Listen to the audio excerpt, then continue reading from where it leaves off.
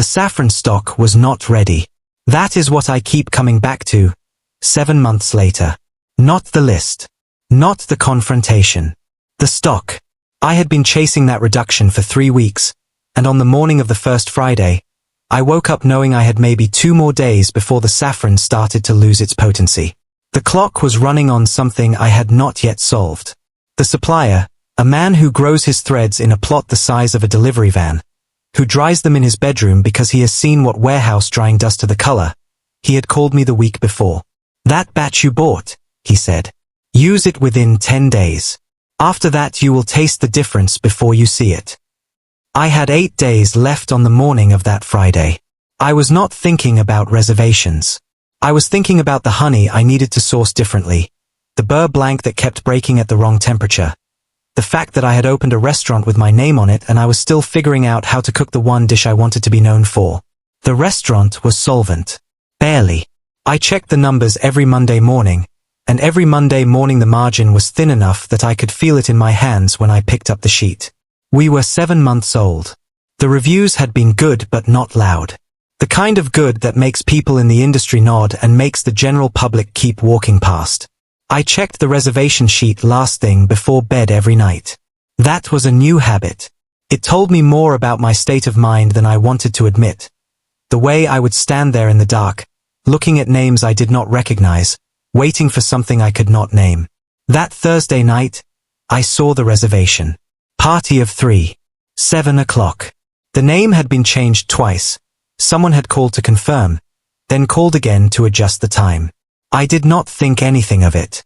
I closed the sheet and went to sleep. The kitchen before service has a particular silence. It is not quiet in the way a room is quiet when it is empty. It is quiet in the way a room is quiet when everything is about to happen and every person in the room knows it and is using the last seconds before the pressure hits to prepare something invisible. Fen was at the pass, running a thumbnail along his knife edge. He has been with me 6 months. He came in during month 2, when the restaurant was still bleeding money and I was still doing prep alone until midnight. He showed up for a trial shift, worked through a service that had 12 covers, and at the end of the night he said, "You need someone who can handle the fish station." I told him I could not pay him what he was worth. He said, "Pay me what you can. I will stay until I can't." He had stayed. Lena was on garnish. For months with me. She does not talk much during service prep. She enters a state that looks like stillness but is actually a kind of focused suspension, waiting for the first ticket to drop her into motion. She had been working on a plating technique for the scallop dish that I was not ready to menu yet. She knew it was not ready. She practiced it anyway, in the quiet moments, because that is who she is. The radio was off. The ranges were not yet at full heat. I tasted the stock one final time and adjusted the salt by a single grain and set the spoon down and stood there. I should have known something was wrong when Ren came through the door without knocking. She always knocks during the pre-service window. It is not a rule I gave her. It is a courtesy she developed on her own, a way of marking the boundary between front and back. She has been with me since month 2. She was there during the worst of it, when I was not sure we would make it to month 3, and she did not leave. She does not knock because she is afraid of me. She knocks because she understands that the kitchen is a different country and you do not enter it without announcing yourself. That evening, she did not knock. She came through the door and she did not pause and she said, "Table 7. Early." I looked at the clock. 6:45. "They asked if they could be seated now," she said. I told them we open at 7. The one who spoke, Alpha, tall, dark hair. He smiled and said they would wait. I dried my hands. What else? She hesitated. That hesitation was the first wrong detail. Ren does not hesitate. She decides and she moves. He asked who was in the kitchen tonight. By name. He said, "Tell Soren we are looking forward to it." I did not know that name. I had never heard it. But he had said mine. I should have told myself it meant nothing. A food critic. A friend of a friend. Someone who had heard the name somewhere and wanted to sound like he knew the place. It happens. But I have been doing this long enough to know that when someone asks for your name before they have eaten your food, they are not coming for the food. They are coming for something else. I said, seat them at 7. I will send out the amuse myself. Ren looked at me for a moment. She did not say anything. She turned and went back through the door. I went back to the stock. I tasted it again. It was the same as it had been 30 seconds ago. I was the thing that had changed. The list arrived at 7:15.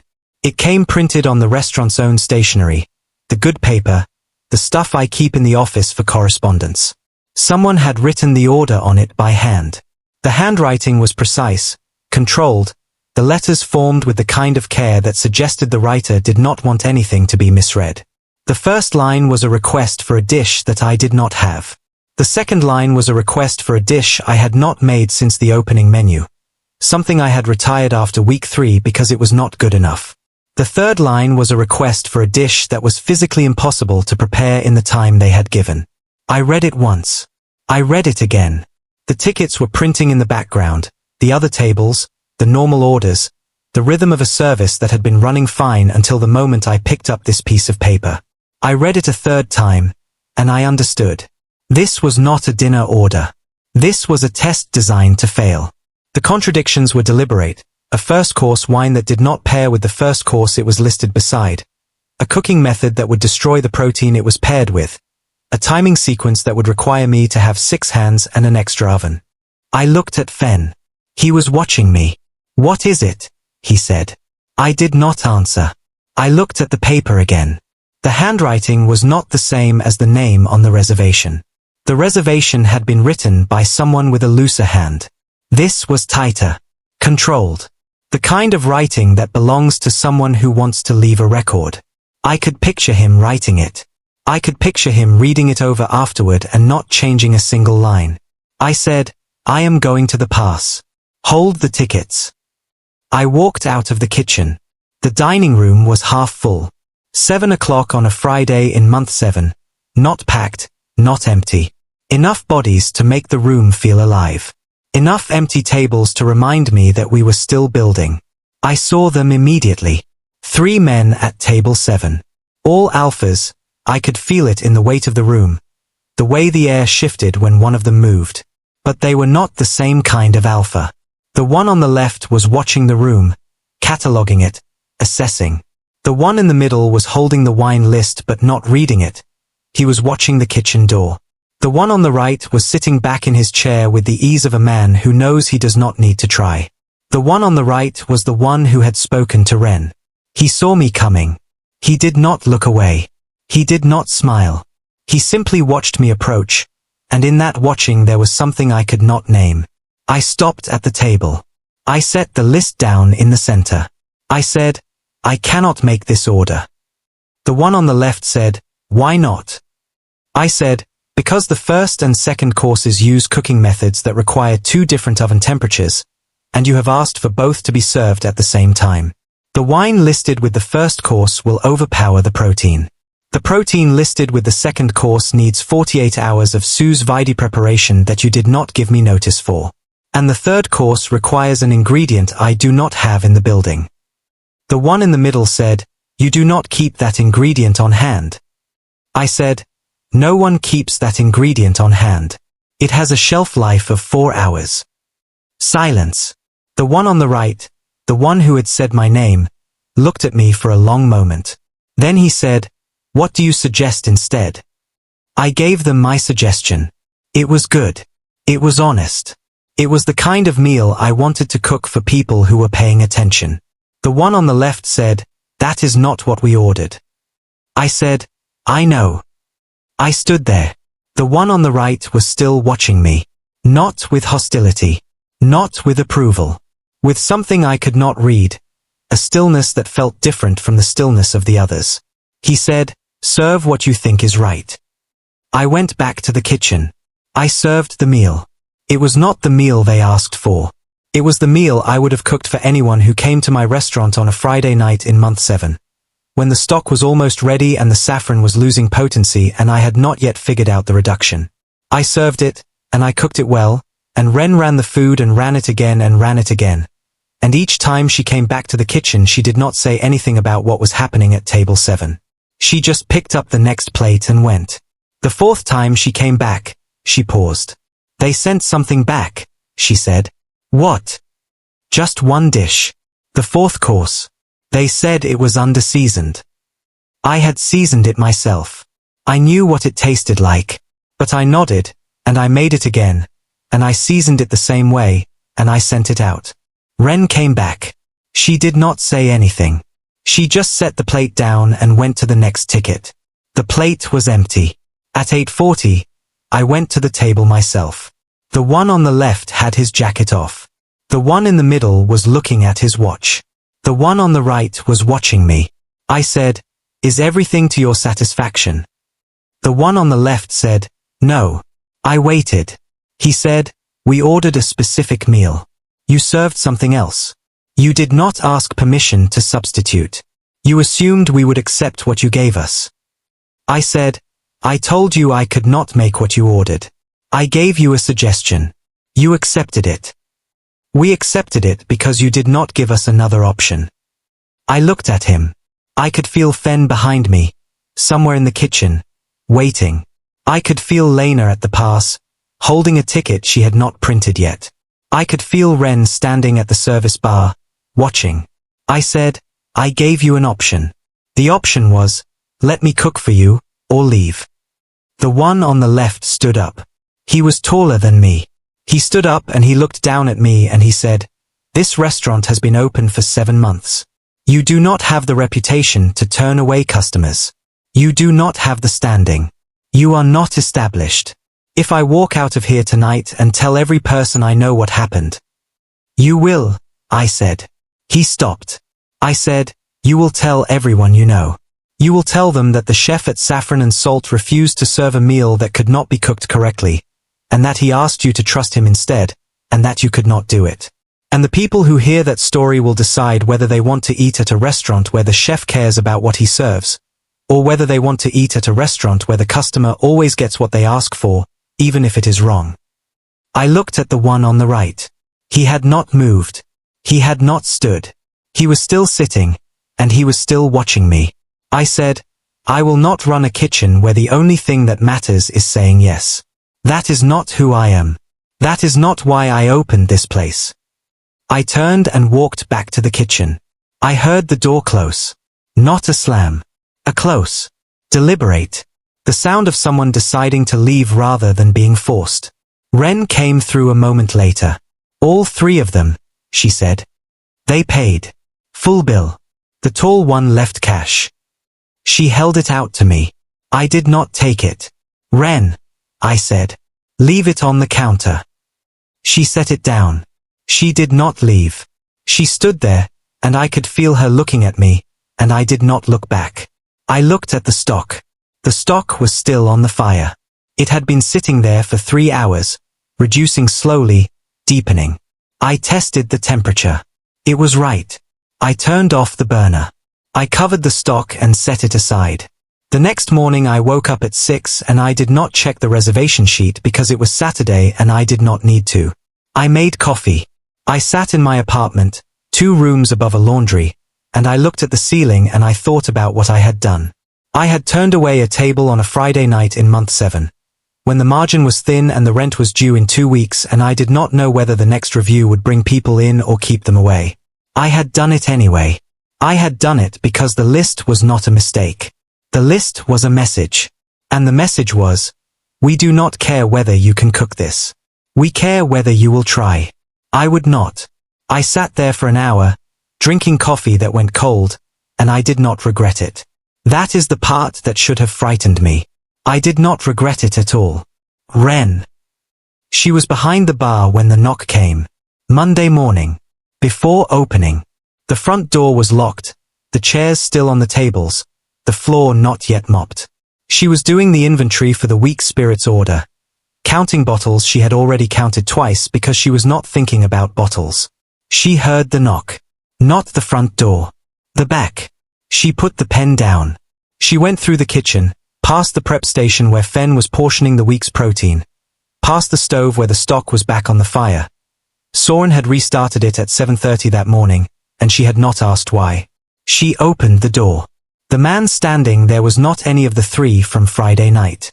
She would have recognized them.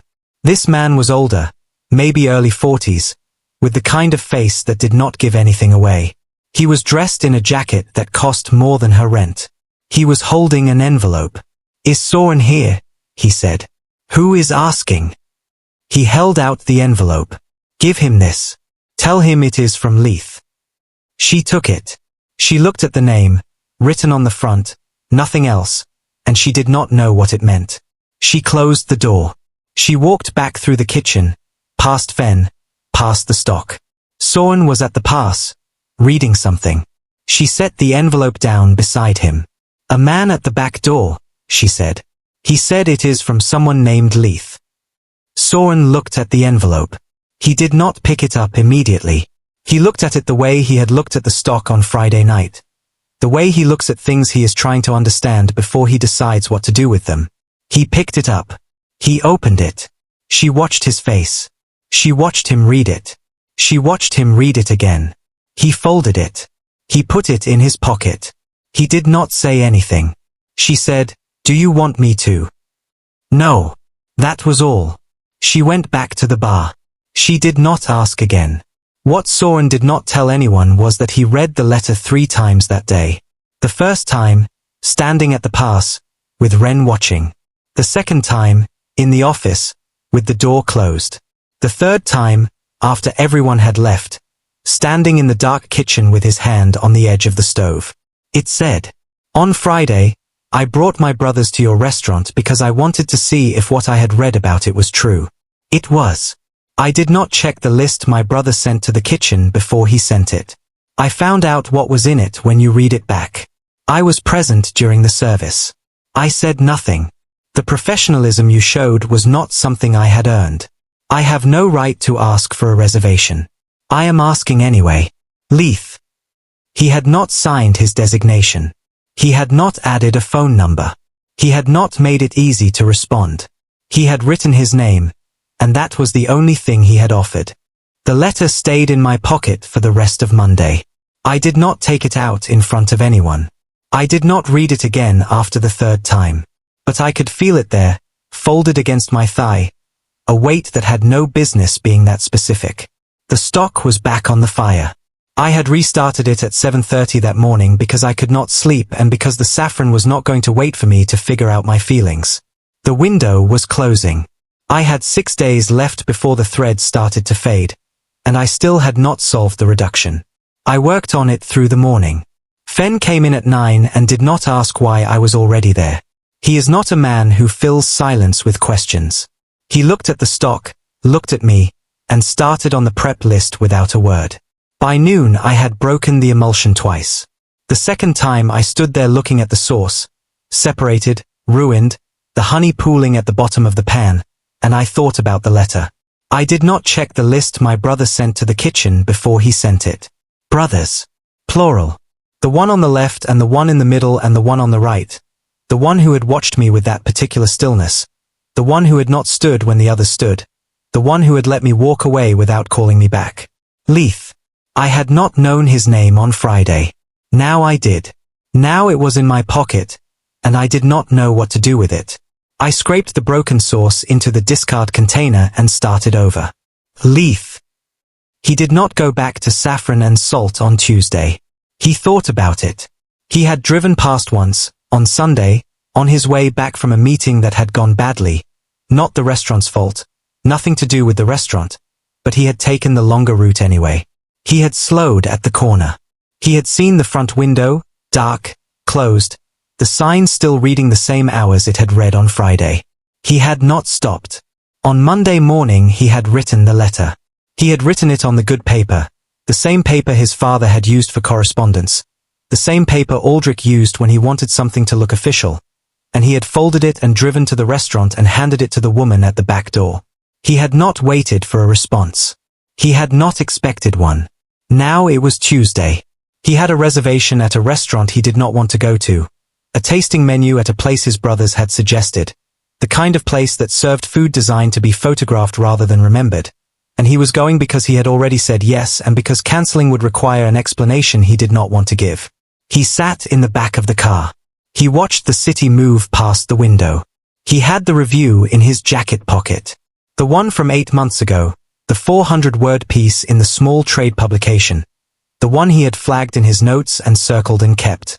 He had read it so many times that he could quote passages from memory. The precision of this kitchen is not performative. It is the precision of someone who has decided that the only thing worth doing is doing it correctly. The dining room is small. The menu is shorter than most. But the care is in every surface, the way the salt is set on the table, the way the napkin is folded, the way the server describes a dish without selling it. This is a restaurant that is trying to do something true rather than something impressive. That is rare. That is worth paying attention to. He had circled the restaurant's name at the bottom. He had folded it and kept it. He had carried it through 6 months of meals at restaurants he did not care about, waiting for an occasion that felt like it belonged to that description. When Aldrich had suggested a weekend in the city, Leith had said, "There is a place I want to try." Aldrich had looked at him. Which one? Saffron and salt. Aldrich had written it down. He had not asked why. Leith had not told him about the review. He had not told Cale. He had not told anyone. The review was his, the discovery, the circling, the keeping. It belonged to him the way the folded paper had belonged to him in his jacket pocket for 6 months without anyone knowing it was there. He had not checked the list before they arrived. That was the part he kept coming back to. He had been so focused on the review, on the anticipation, on the moment of walking through the door of a place he had been thinking about for half a year, he had not done his due diligence. He had assumed Aldrich had put together a standard tasting request. He had assumed it would be fine. He had assumed. The car turned a corner. The restaurant he was going to appeared in the window, glass and exposed brick and a sign in minimalist typeface. He did not want to be here. He got out of the car anyway. The reduction broke on Wednesday too. I was still chasing it. I had adjusted the acidity, changed the temperature curve, tested 3 different honeys from 3 different suppliers. Each time I got closer. Each time I did not get there. Fenn said, "It is not the technique." I looked at him. "It is the timing. You are adding the honey too late." He was right. I knew he was right. I had known it since Monday, but I had not wanted to admit it because reordering the sequence meant I had to go back to the beginning and retest everything I had already tested. I said, "I will try it again tomorrow." He nodded. He did not say, "You have been saying that for 3 weeks." He just nodded and went back to his station.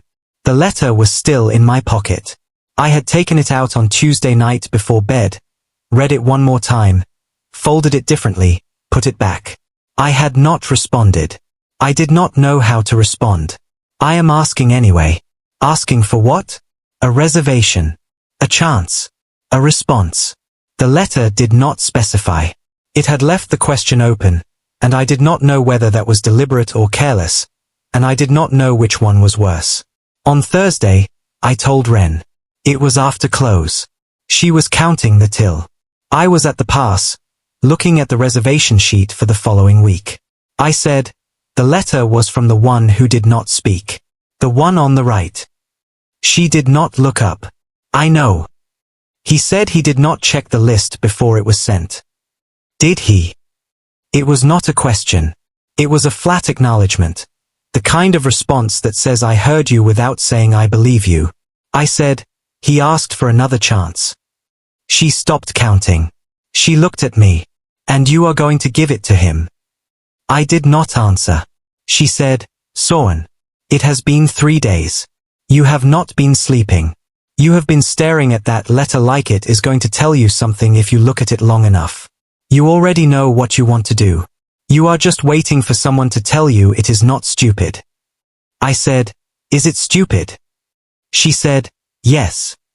She said, do it anyway. Friday came. Service was good. Not great. Good enough. The room was full, not packed, but full enough that the hum of it felt alive. The tickets came and went. The kitchen found its rhythm. I did not think about the letter during service. That is the thing about this work. When it is going well, there is no room for anything else. Your hands know what to do. Your mind follows. The world outside the past ceases to exist. After close, I stood in the kitchen. Fen had left. Lena had left. Ren was locking the front door. I took the letter out of my pocket. I read it one more time. Then I went to the office and wrote a response on the back of a receipt. 4 words. Thursday. 7 o'clock. Bring nothing. I folded it. I addressed it to Leith, just the name, no address, and I gave it to Ren in the morning and told her to give it to the man at the back door if he came again. She looked at the paper. She looked at me. He is not coming again, she said. I know. Cale. He had waited 2 weeks before showing Aldrich the calendar. 2 weeks of watching the reservations appear, every Tuesday, 7 o'clock, table for 1. 2 weeks of saying nothing, of waiting to see if the pattern would break, of waiting to understand what he was looking at before he introduced it as a problem. Leith had never done this before. Not once, in the years Cale had been tracking the family's movements. Leith went to restaurants for work. He went to restaurants for the triplets' investment search. He did not go to the same restaurant every Tuesday without explaining why. Cale found the pattern on a Sunday night. He was cross-checking the family calendar against Leith's personal calendar, something they all had access to, a practical arrangement that had been in place since their father set it up, and he saw it. Every Tuesday. 7 o'clock. The same name, Saffron and Salt. He did not say anything. He watched it appear again the following Tuesday. And the next. And the next. On the 4th Tuesday, he called Aldrich. Have you checked Leith's calendar recently? No. Check it. A pause. Why? Cale said, because he has been going somewhere without telling us. Every Tuesday. For weeks. And I do not know why. Aldrich said, where? Saffron and Salt. Silence. Aldrich said, the place from the first weekend. The chef who refused us. Yes. Has he said anything? No. How long has this been happening? 4 weeks. Maybe 5. I have only been watching for 3. Aldrich was quiet for a long moment. Then he said, send me the dates. The reduction did not break on Thursday. I do not know why. I had done everything the same temperature, the same sequence, the same honey from the same supplier, and this time it held. The emulsion stayed. The color was right. The taste was close. I stood there looking at it. Not there, but close. The closest I had been in 3 weeks. I covered it and set it aside. He arrived at 7. I was in the kitchen. I did not go out to greet him. I did not send Ren ahead. I just kept working, letting the rhythm of prep carry me through the first few minutes, not letting myself think about what it meant that he was actually there. Ren came through the door. She did not knock. He is at table 7. I nodded. He is alone. I nodded. He is not looking at the menu. He is just sitting there. I said, give him the tasting menu. Start with the scallop. She looked at me. The scallop is not on the menu yet. I know. You said it was not ready. It is not. She waited. I said, give it to him anyway. She went. I did not go out during the first 3 courses. I cooked. That was what I did. I cooked the way I always cook, precise, quiet, each movement deliberate, and I let Ren run the food. She came back each time without saying anything, and each time I looked at the plates when they returned and I read what was left on them. First course, clean. The scallop was gone. The sauce was gone. The plate was wiped clean in a way that told me he had used the bread to finish it. Second course, clean. The fish was gone. The vegetables were gone. He had eaten everything. Third course, clean. I could feel it building. The same pressure I felt before service, the compressed stillness before the first ticket. But this was not service. This was something else. I made the 4th course myself. It was not the dish from the first Friday. It was the dish I had been working toward, the one with the saffron and the honey and the reduction I had finally, almost, maybe, started to understand. I adjusted the temperature. I tested the emulsion. I plated it with my hands. I set it on the pass. I said, Ren, take it. She picked it up. She looked at me. You are not coming.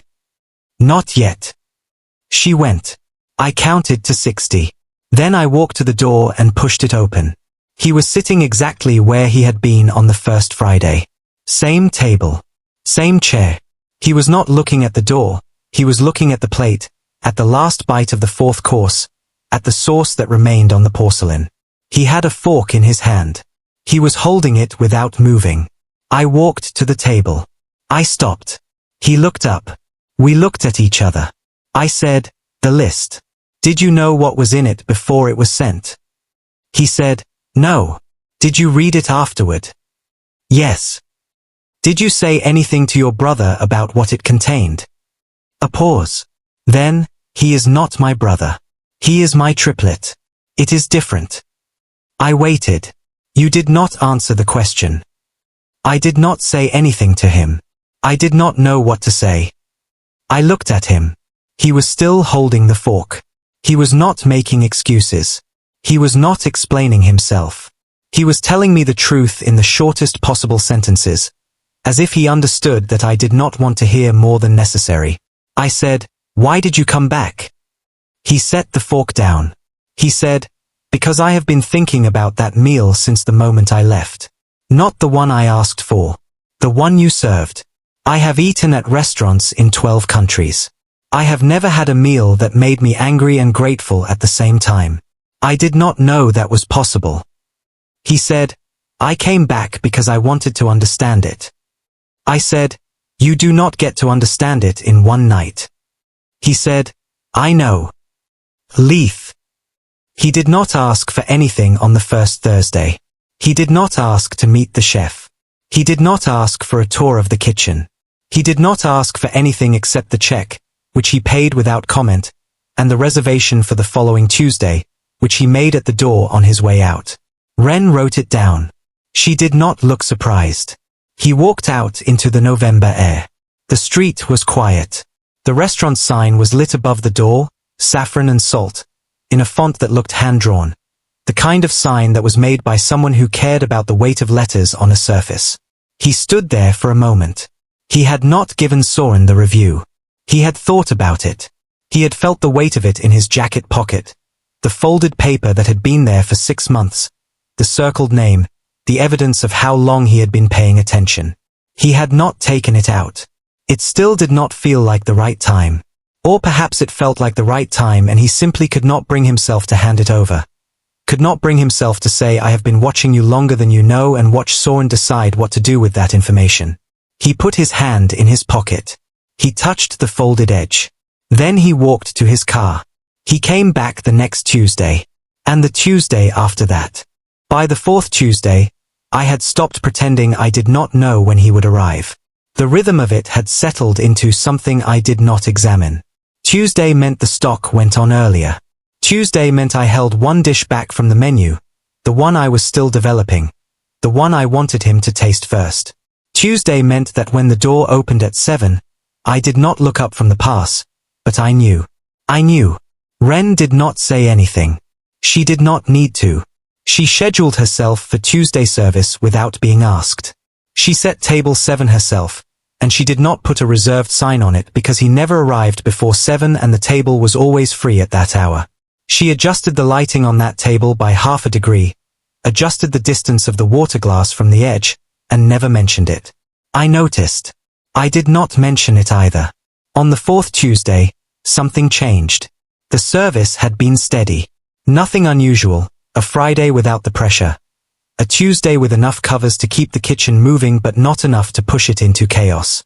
I had sent out the 4th course myself, the one I had been working toward for weeks, the one that was finally starting to feel like it belonged on the menu. He ate it. He always ate it. He left the plate clean every time.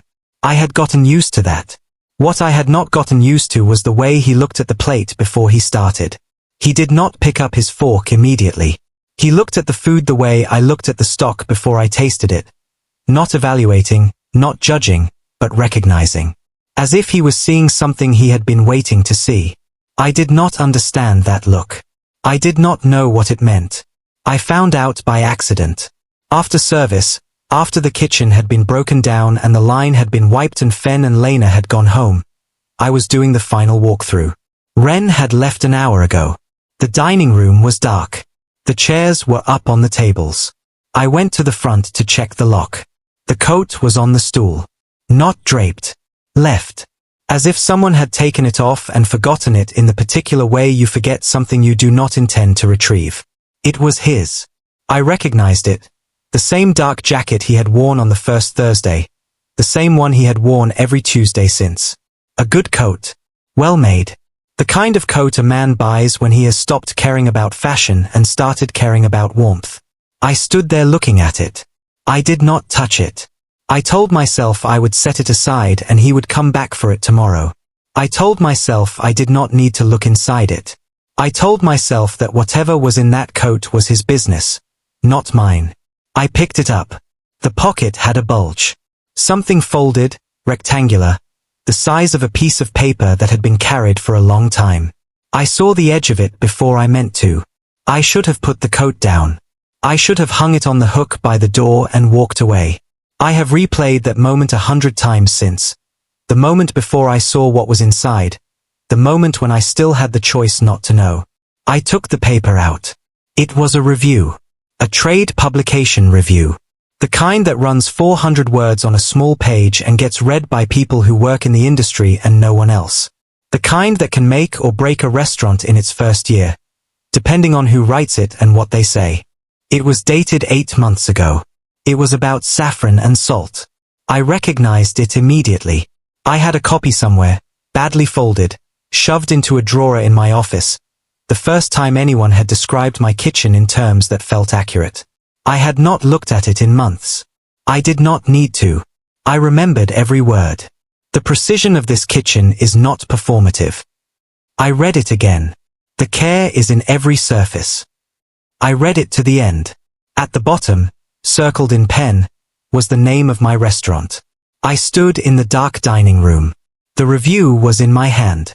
The coat was in my other hand. The restaurant was silent around me.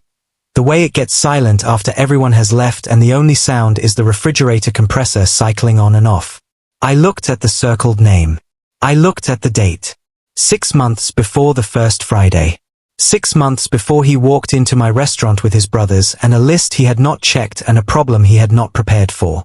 He had known about this place before he arrived. He had read about it. He had circled it. He had kept it in his pocket for 6 months. He had engineered an occasion to visit. And on the night it went wrong, the night his brother sent a list designed to break me, the night he sat silent while Soren handled it alone, he had gone home and written a letter on good paper and come to the back door in person because a courier was a transaction and coming was an acknowledgement. He had not mentioned the review. He had not mentioned it in the letter. He had not mentioned it on any of the Tuesdays. He had carried it in his pocket through every meal I had served him, and he had never taken it out. I folded the review exactly as it had been folded. I put it back in the pocket. I hung the coat over the stool. I went back to the kitchen and I stood at the pass and I did not know what to do with what I had learned. Soren. He did not sleep well that night. He lay in bed looking at the ceiling, replaying the moment in the dining room, the weight of the paper in his hands, the circled name. He thought about the coat, the way it had been left, the way it had not been forgotten by accident. He thought about the fact that Leith had worn that coat every Tuesday, had carried that review every time, had never once mentioned it. In the morning, he went to the restaurant early. He unlocked the back door. He checked the hook by the door. The coat was still there. He did not touch it. He went into the kitchen and started the stock. Leith. He arrived at the restaurant at 6:15 on Tuesday evening, 11 days after the coat incident, and he knew immediately that something was different. Not because of anything Soren had done. Soren was in the kitchen, where he always was. The service would begin at 7, as it always did. Ren would seat him at table 7, as she always did. But the coat was on the hook by the back door. He had left it there on purpose. That was the truth he had not admitted to himself until the moment he walked in and saw it hanging exactly where he had left it. He had left it because he wanted Soren to find the review. He had left it because he was tired of carrying it alone.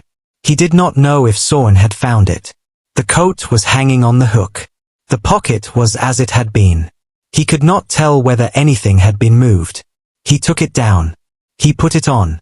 He went to table 7. I served him the same menu I had been serving for weeks. The scallop. The fish. The vegetable course. The fourth course, the one with the reduction I had finally, definitively, solved. It was on the menu now. It had been on the menu for a week. I had named it after the saffron supplier, as a private acknowledgement of the man who dried his threads in his bedroom. Leith ordered it. He ate it. He finished it. I watched from the kitchen door as he set his fork down and sat back in his chair and looked at the empty plate. He did not reach for the wine list. He did not signal for the check. He just sat there, looking at the plate. I went out. I stopped at the table. I said, "Tell me if it is right." He looked up at me. I did not explain what I meant. I did not need to. The words carried more than the sentence contained. Carried the review, the coat, the Tuesdays, the first Friday, the letter, the stock I had broken and remade until it held. Carried everything I did not know how to say. He looked at me for a long moment. Then he said, "Yes. That is it exactly." Neither of us said anything else about it. I went back to the kitchen. He paid his bill. He left. But the next Tuesday, when he arrived, I had already set the dish on the pass. Not the fourth course. Something new. Something I had been developing in the hours between close and sleep, when the restaurant was empty and I could not stop thinking about the circled name in his pocket.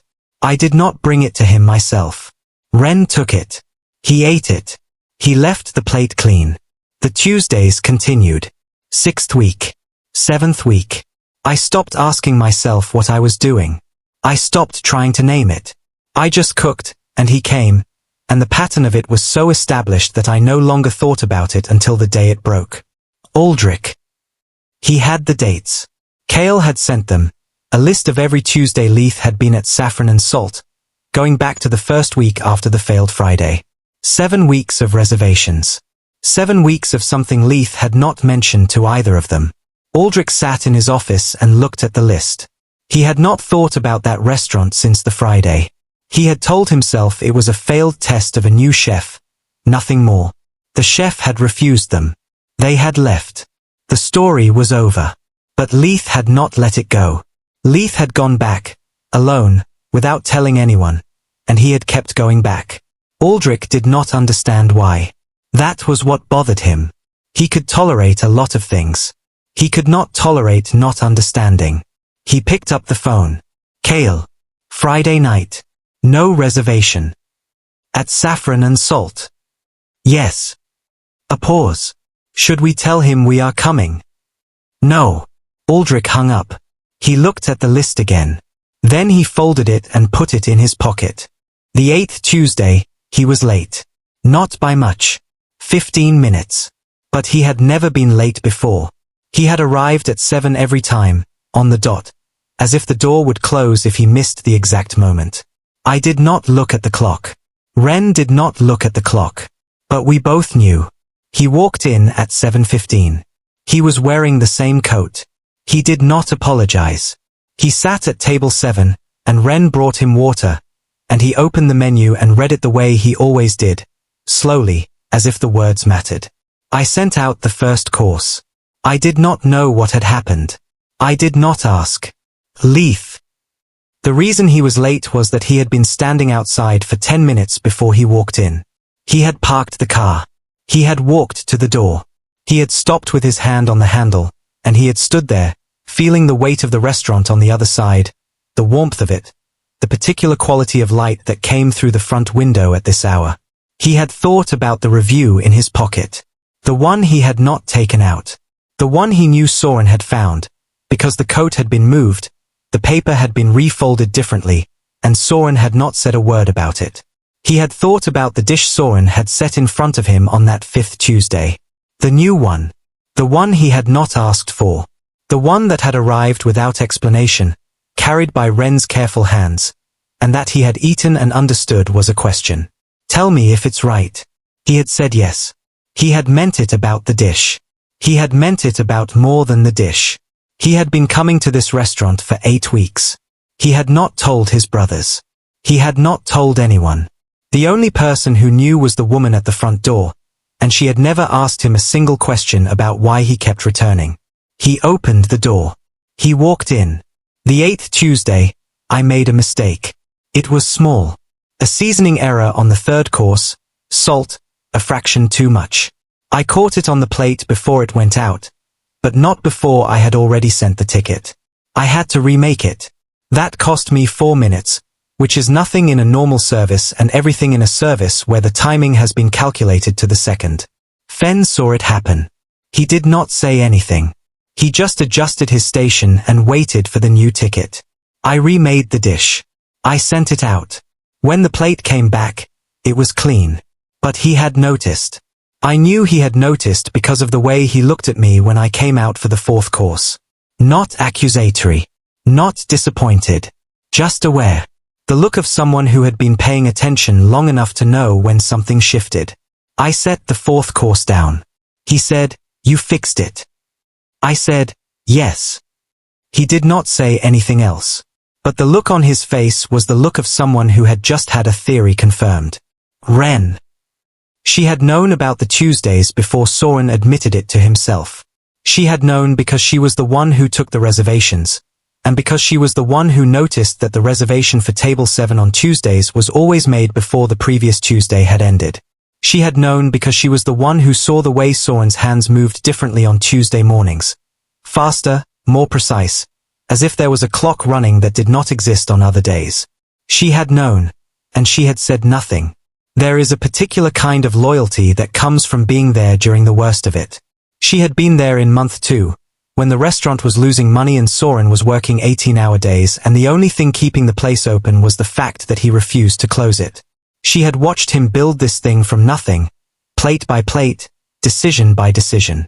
She had never seen him build anything like this. Not a dish. Not a menu. Something slower. Something he was not even aware he was constructing. He did not talk about it. He did not ask her opinion. But he had started holding the 4th course back on Tuesdays, the one he had been developing, the one that was finally on the menu, and she had noticed.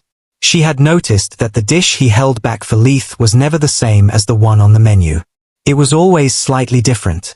A variation. An experiment. He was cooking for him.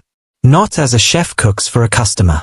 As a chef cooks for someone whose opinion matters in a way that has nothing to do with business. She said nothing. She did not have to.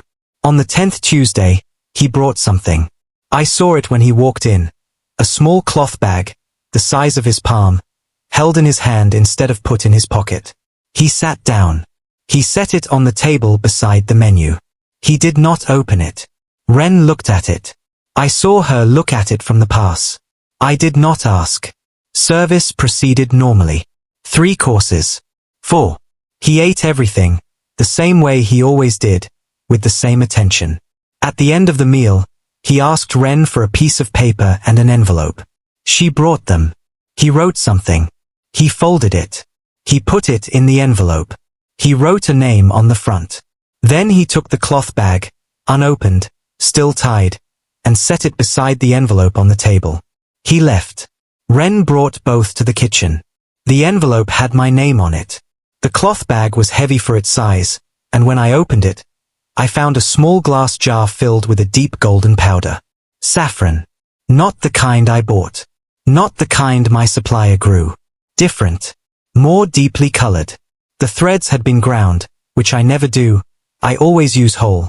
But the smell of it, when I opened the jar, stopped me. This was the best saffron I had ever held. I opened the envelope. The note said, "My supplier. He is older than yours. He will not live much longer.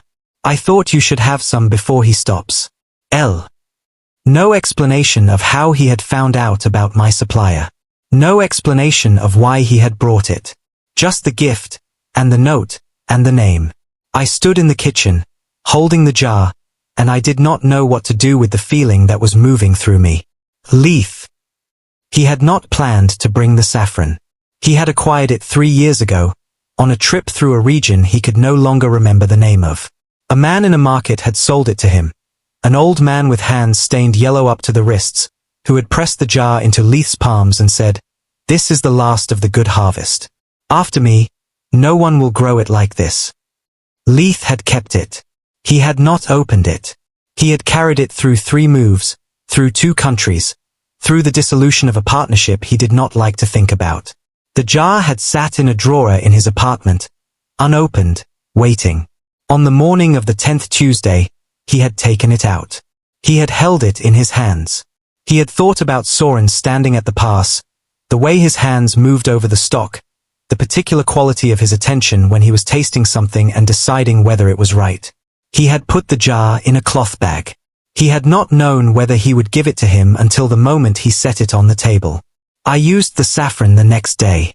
It was a Monday. Development day. The kitchen was quiet. Fen and Lena not yet in.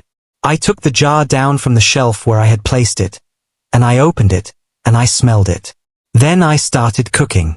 I did not make the reduction. I made something else, a simple broth. The kind of thing you make when you want to understand an ingredient before you do anything complicated with it. Hot water, a pinch of salt, a few threads of the saffron, dissolved. I tasted it. I stood there for a long moment. Then I put the jar back on the shelf, and I started planning a dish around it. That Friday, something happened. It was not a Tuesday. I was at the pass, mid-service, the tickets coming at a steady pace. Fen was on proteins. Lena was on garnish. The room was full, the kind of Friday that reminded me why I had opened this place. The hum of it, the particular energy of a room where people are eating food they will remember. Ren came through the door. She did not knock. Table 4, she said. I looked at her. The triplet who spoke on the first Friday. The one on the left. He is here with the other one. No reservation. I set down my knife. Where is the third? She said, he is not with them. I dried my hands. The tickets were still printing. The line was still running. I had a kitchen full of food and a dining room full of customers and 2 men at table 4 who had not come here to eat. I said, keep the tickets moving. I will handle it. Fen looked at me. He did not ask. He just turned back to his station and picked up the next ticket. I walked to the door. The dining room was full. I could feel it before I saw it. The warmth of it. The particular noise of a room where people are eating and talking and not thinking about anything else. I walked through it, past the tables, past the servers, past the moment when the room registered that the chef had come out of the kitchen during service. Table 4 was near the window. Aldrich was on the left. Kale was on the right. They were not looking at the menu. They were not talking to each other. They were waiting. I stopped at the table. Aldrich looked up. He said, we do not have a reservation. I said, I know. We would like to order. I looked at him. I looked at Kale. Kale was watching me with the same stillness I remembered from the first Friday. The stillness of a man who was not here to participate but to observe. I said, I cannot serve you tonight. Aldrich said, why not? Because you did not call ahead. Because I am fully booked. Because the last time you sat in this restaurant, you sent a list of demands designed to fail, and when I refused to fail, you left without finishing your meal. Aldrich smiled. It was not a warm smile. It was the smile of a man who had been expecting this answer and had prepared for it. He said, you misunderstand why we are here. I waited. We are not here for the food, he said. We are here because our brother has been coming to this restaurant every Tuesday for 8 weeks, and he has not told us why. He said, we want to know what is happening at table 7. The kitchen was still running behind me. I could hear the tickets printing, the rhythm of it, the particular sound of a service that would continue whether I was at the pass or not. I looked at Aldrich. I said, that is not a question I can answer. Can't or won't? Both. Kale spoke for the first time. He said, we are not here to cause trouble. Aldrich looked at him. A brief look. The kind of look that said, that is not what we agreed. Kale ignored him. He said, we are here because we do not understand something. Leith does not do things without explanation. He has been coming here without one. That is not like him. We are trying to understand. I looked at Kale. He was not hostile. He was not friendly. He was stating a fact. The way you state a fact when you have spent your entire life learning to read situations before they become problems. I said, "You should ask him." "We have." "What did he say?" "Nothing." I looked at both of them. Then I said, "Then respect that he chose to say nothing." Leith.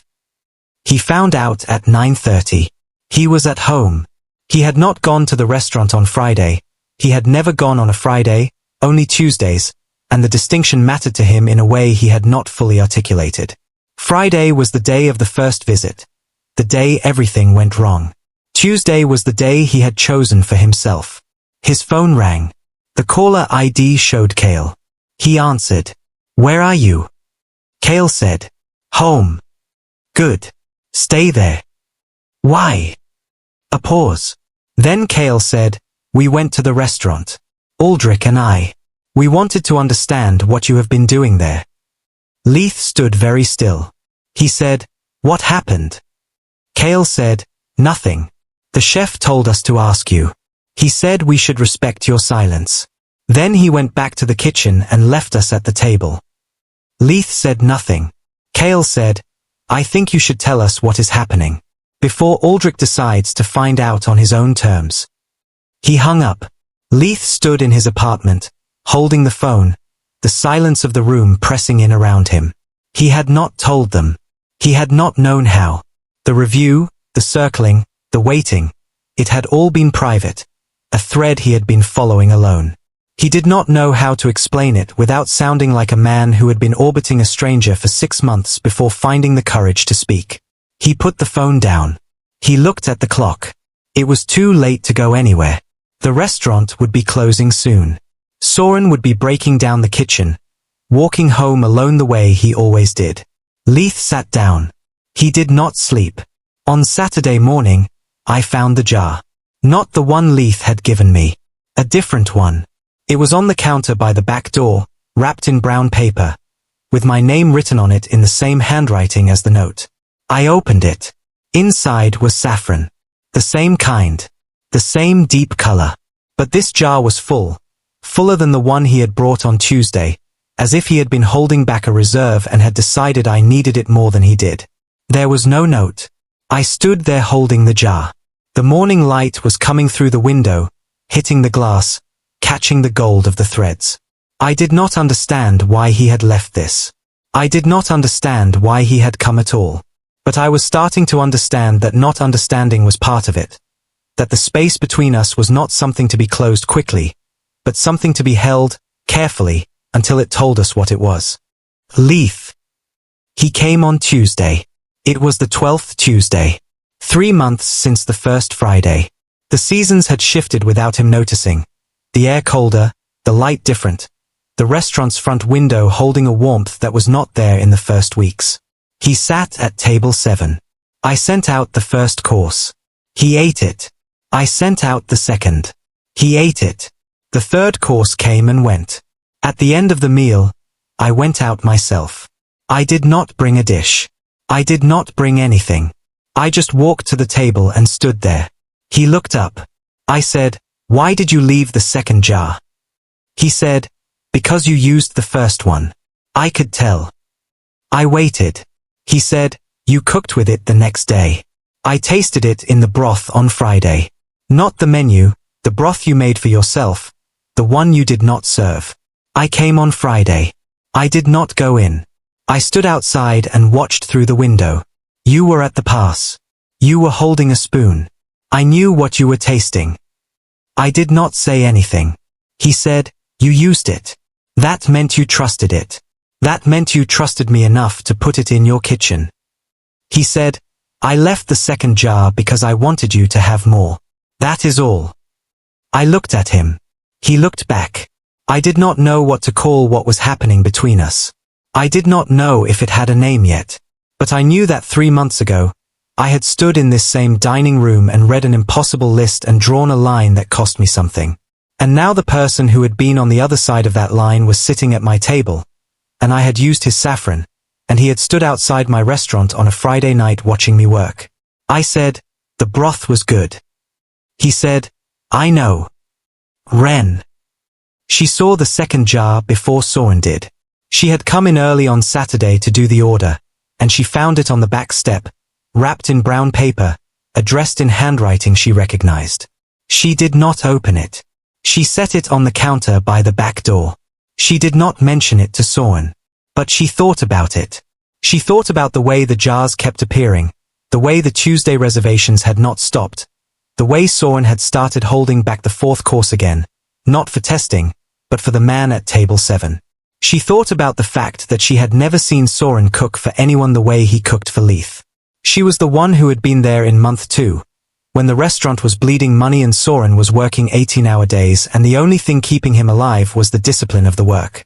She had watched him build this place from nothing. She had watched him refuse to compromise. She had watched him turn away customers who did not respect what he was trying to do. She had never watched him let someone in. She did not know if he knew he was doing it. She did not know if it mattered whether he knew. The final Friday came without warning. Not the end of the story. The end of the pattern. The Friday when the door opened and Leith walked in, not at 7, not on a Tuesday, but at 6:30 on a Friday with a reservation made under his own name. I saw it on the sheet at 4 o'clock. One name. One table. 7 o'clock. I stood in the office looking at it. The paper was the same paper I had been reading for months. The name was the same name that had been appearing on Tuesdays. But the day was different. I did not know why he had changed the pattern. I did not know what had shifted. I only knew that something had, because he would not have broken the rhythm without a reason. I went back to the kitchen. I started the stock. He arrived at 6:50. I saw him through the pass. He was alone. He was wearing the same coat. He sat at table 7, and Ren brought him water, and he did not open the menu. He waited. The service began. The tickets printed.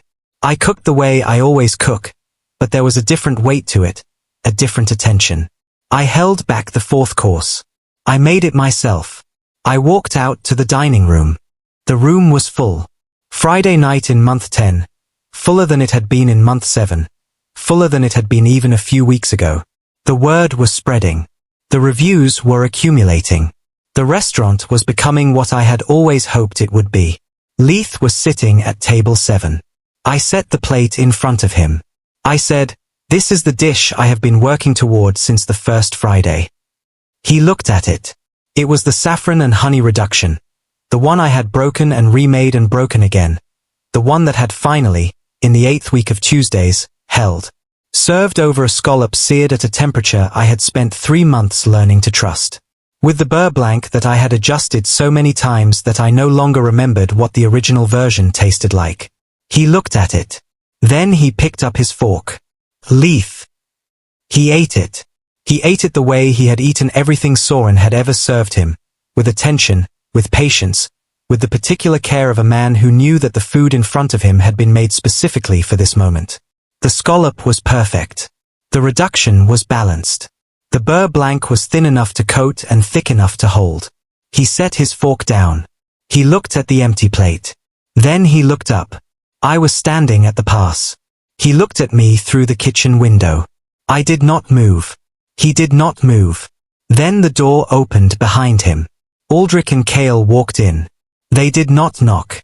They did not stop at the host stand. They walked directly to table 7, and they stood there, looking at their brother. The room noticed. The room always notices when 3 men who look alike stand in the same space. The hum of conversation shifted.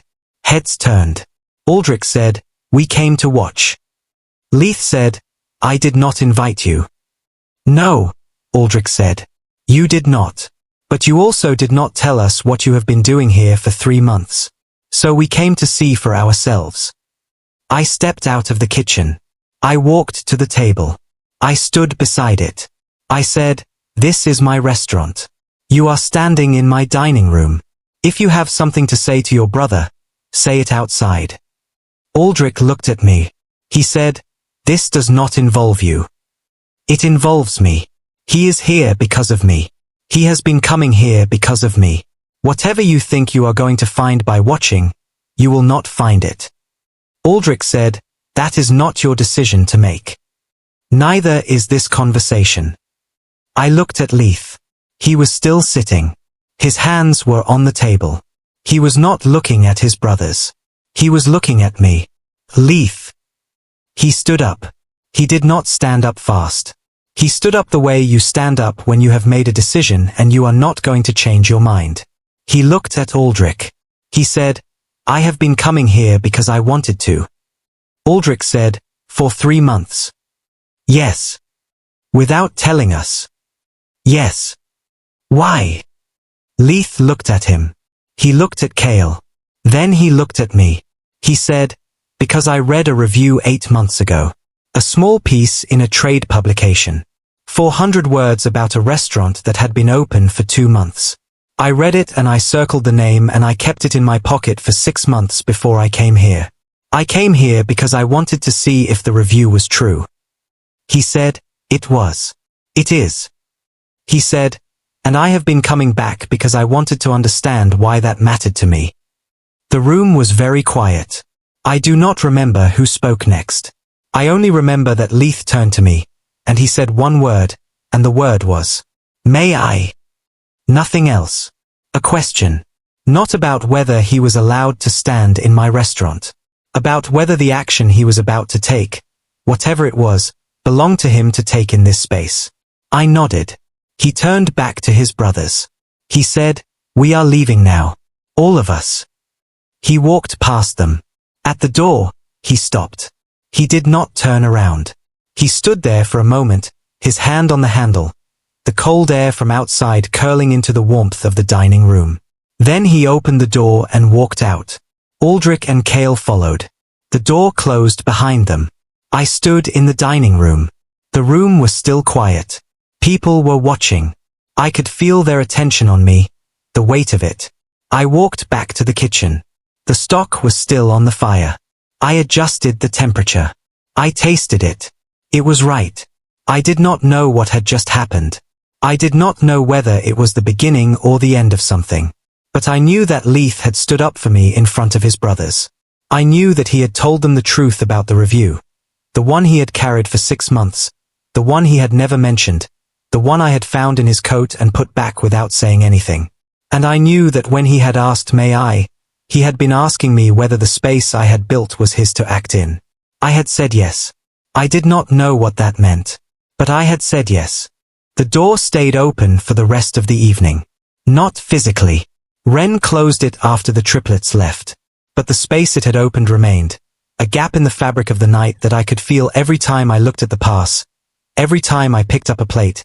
Every time I heard the front door open and knew, before I looked, that it was not him. He did not come back that night. I did not expect him to. I closed the kitchen at 11. Fen and Lena broke down their stations in silence. They had heard the commotion, everyone in the dining room had, but they did not ask. They wiped their surfaces, wrapped their proteins, clocked out. Fen paused at the door. That guy, he said. The one who comes on Tuesdays.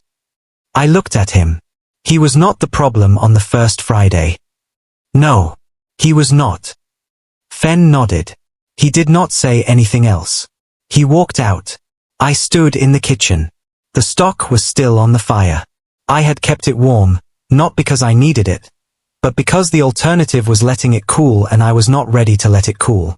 I stood there looking at the surface of it, the way the light caught the surface, the particular gold that I had been chasing for months. I turned off the burner. I covered the stock. I walked home. Leith. He did not sleep that night either. He sat in his apartment, in the dark, looking at the wall. The confrontation with Aldrich and Cale kept playing through his head, not the moment in the restaurant, but the moment after, when they had stood on the sidewalk outside Saffron and Salt and Aldrich had said, "You should have told us." Leith had said, "It was not your business to know." And Aldrich had said, "It is when it affects the family." It does not affect the family. It affects you. That is the same thing. Leith had not argued. He had walked to his car. He had driven home. He had sat in the dark, and he had thought about the review in his pocket. The one he had finally, after 8 months, said out loud. He had told the truth. He did not know what would happen now. The next morning was Saturday. I went to the restaurant at 7. The same time I always go. I unlocked the back door. I turned on the lights. I started the coffee. The jar of saffron was on the shelf where I had left it. The note from Leith was in my pocket. I had taken it out of the envelope the night before, after I got home. I had read it again. I thought you should have some before he stops. I had not responded to it. I did not know if I was supposed to respond. I made the stock. I prepped the vegetables. I did the work that needed to be done. The work that had carried me through every morning of the past 10 months. The work that did not care whether I was confused or tired or carrying something I did not have words for. The stock came together the way it always did. I tasted it. It was right. Soren. At noon, I did something I had not planned to do. I went to the office. I opened the drawer where I kept the review. The one from 8 months ago. The one I had folded badly and shoved away. I took it out. I unfolded it. I read it. The precision of this kitchen is not performative. I read it to the end. Then I folded it again, and I put it in my pocket. I did not know why. The Tuesday after the confrontation, he did not come. I served the tasting menu. I held back the 4th course. I stood at the pass and watched the door at 7 o'clock, and then at 7:15, and then at 7:30. He did not come. Ren did not say anything. She cleared table 7 at 8, reset it for the next reservation. She did not look at me. I cooked. That was all I could do. He came on Wednesday. Not for service. Not for a meal. He came at 4 in the afternoon, when the kitchen was quiet and the prep was done and I was alone, writing the menu for the following week. The knock came at the back door. I opened it. He was standing there in the same coat. He looked like he had not slept well. He looked like he had been thinking about something for days and had only just decided to act. He said, "I need to tell you something." I stepped aside. He came in. Leith. The kitchen was quiet. The stock was on the fire. The same stock, the same gold, the same particular smell that had become familiar over the past 3 months. Soren was standing at the counter with a pen in his hand and a notebook open in front of him. Leith stood in the center of the kitchen. He said, "I did not tell you everything." Soren waited. On the first Friday, when I came here with my brothers, I was the one who chose this restaurant. I had been waiting for an occasion. I had the review in my pocket. I wanted to see if the place I had been thinking about for 6 months was real. He said, "It was. It is. That is the truth." He said, "But I also did not check the list. That is the part one cannot excuse. I was so focused on what I wanted, on the anticipation, on the moment of finally being here, that I did not do what I should have done. I let my brother send something I had not read.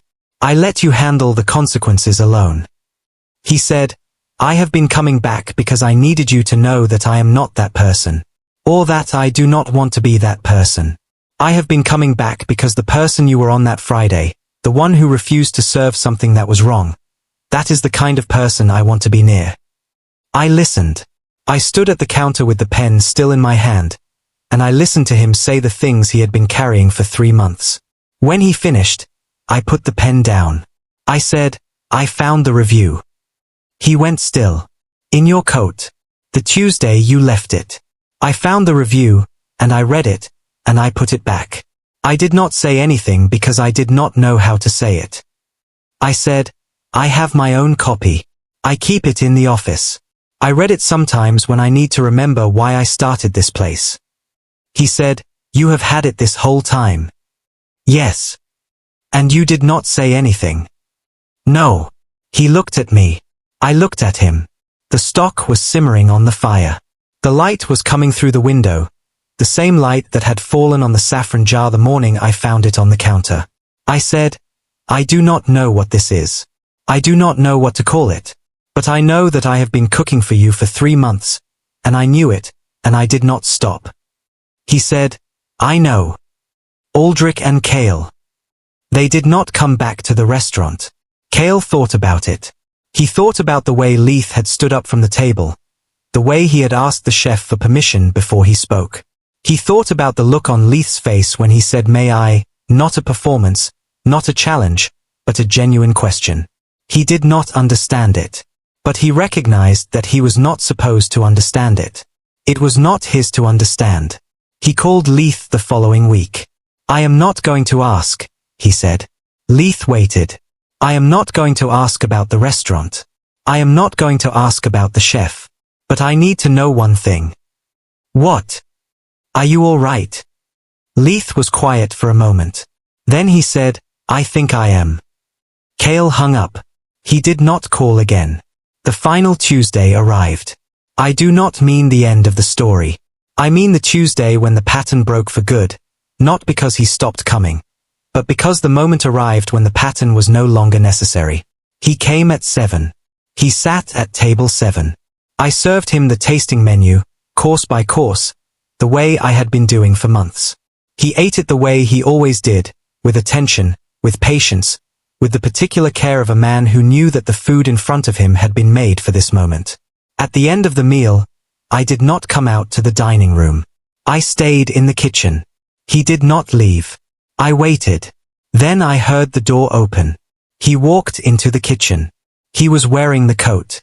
He was carrying something in his hand, a folded piece of paper, the same paper from the trade publication, the one I had seen in his coat and read and put back. He set it on the counter. He said, I want you to keep this. I looked at it. It has been in my pocket for 8 months. I do not need to carry it anymore. I picked it up. I unfolded it. The circled name at the bottom. The same name I had seen in my own copy. The same restaurant. The same review that had brought him here. I folded it. I put it in my own pocket. Soen. We stood in the kitchen. The stock was off the fire. The ranges were clean. The prep for the next day was done. The restaurant was empty except for us. I said, the dish is on the menu now. Leith said, I know. The saffron supplier you gave me, I have been using it in the broth. The one I did not serve to anyone else. I know. You stood outside on a Friday night and watched me taste it. Yes. I looked at him. I said, what are we doing? He did not answer immediately. He stood there, in my kitchen, with his coat still on, and he looked at me the way he had looked at the plate on the first Thursday, not evaluating, not judging, but recognizing. He said, I do not know, but I want to keep doing it. I did not know what to say to that, so I did not say anything. I took the saffron jar down from the shelf. I opened it. I took a pinch of the threads and held them out. He looked at my hand. He looked at me. Then he took the threads from my palm. I did not know whether that was an answer, but it was something. It was the closest thing I had to a language for what was happening between us. He held the saffron. He said, the dish. From the first Tuesday. The one with the scallop. What about it? He said, I think about it. When I am not here. I think about the way it tasted, the way the reduction held, the way the beurre blanc ran across the plate. I think about it the way I think about the review, the way you remember something you did not know you needed until you had it. Soen. I stood there. The kitchen was quiet. The jar was in my hand. The review was in my pocket.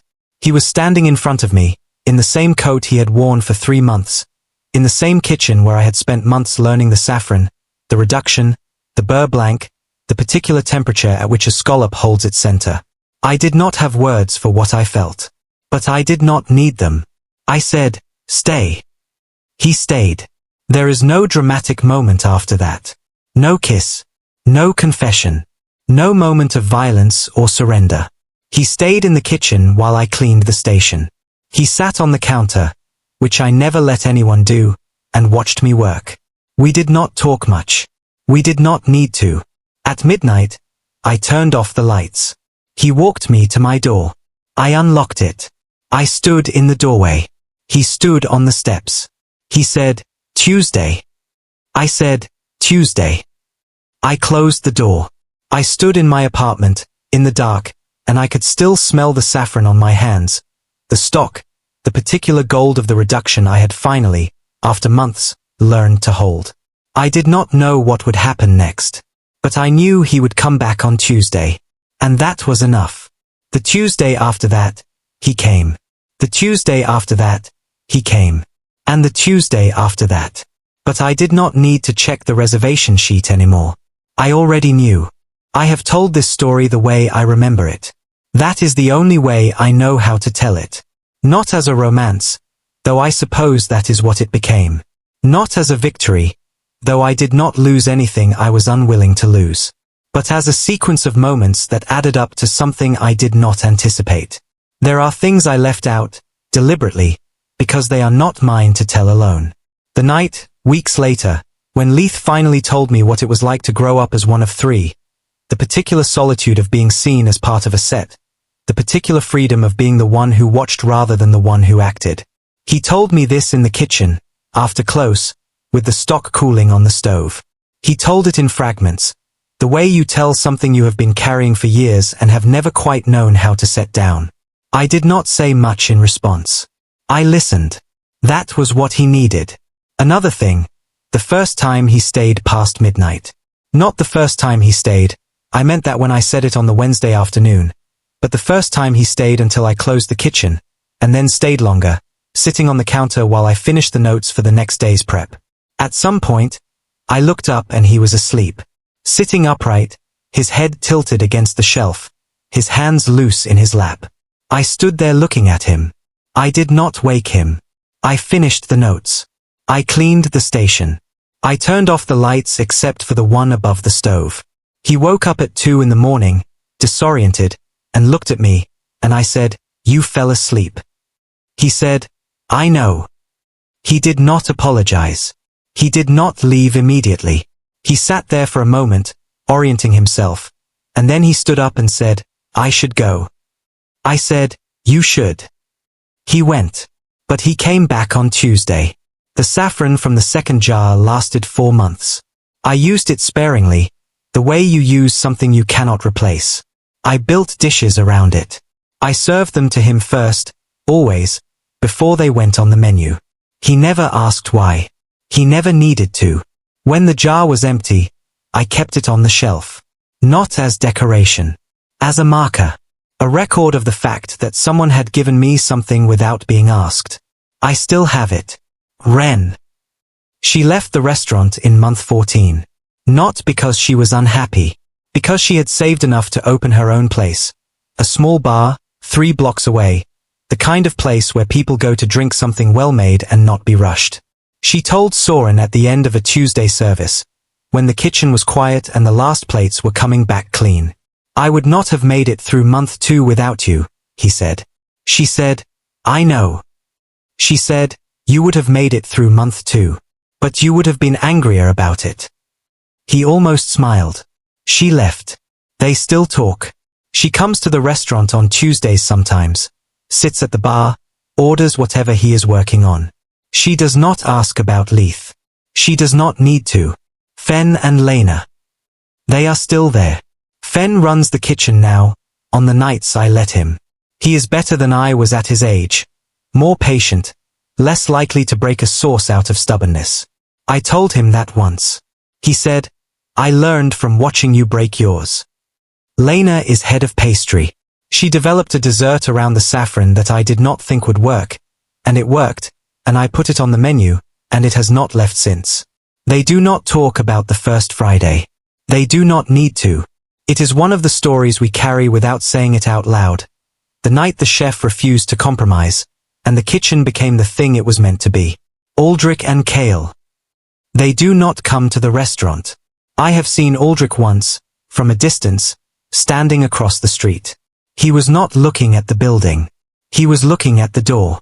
He stood there for maybe 5 minutes, and then he turned and walked away. I did not mention it to Leith. I do not know if he knows. Kale I have not seen at all. But Leith told me, once, that Kale had called him after the confrontation and asked if he was all right. Leith had said, "I think I am." Kale had said, "Good." That was the extent of it. Leith. He still comes on Tuesdays. But he also comes on other days now. Sometimes unannounced. Sometimes with a question about a dish. Sometimes with nothing at all. He will sit at the counter and watch me work, the way he did on the Wednesday afternoon when he first walked into the kitchen. He does not wear the coat anymore. He bought a new one. A different color. He did not mention it. I did not mention it either. But I noticed.